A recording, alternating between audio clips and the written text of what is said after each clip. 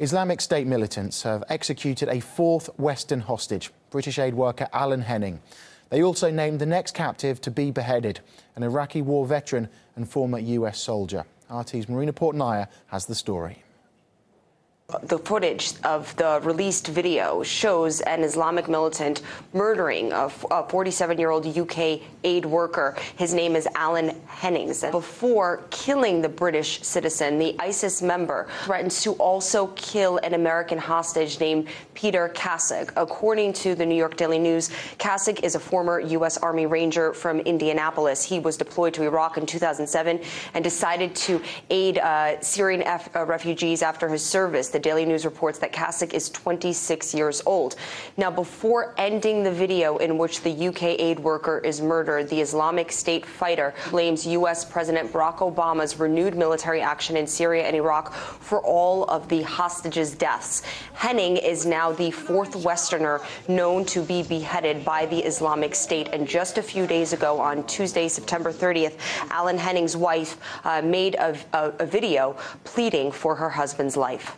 We are at a loss why those leading Islamic State cannot open their hearts and minds to the truth about Alan's humanitarian motives for going to Syria, and why they continue to ignore the verdict of their own justice system.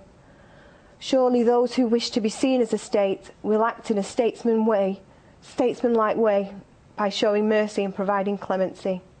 I ask again, supported by the voices across the world, for Islamic State to spare Alan's life. In addition to Henning, other victims by ISIS include one other British aid worker and two American journalists. An ISIS-linked group in Algeria also beheaded a French tourist last week. As all heads of state were here in New York for the UN General Assembly debate, where defeating a terrorist group remained the center of attention.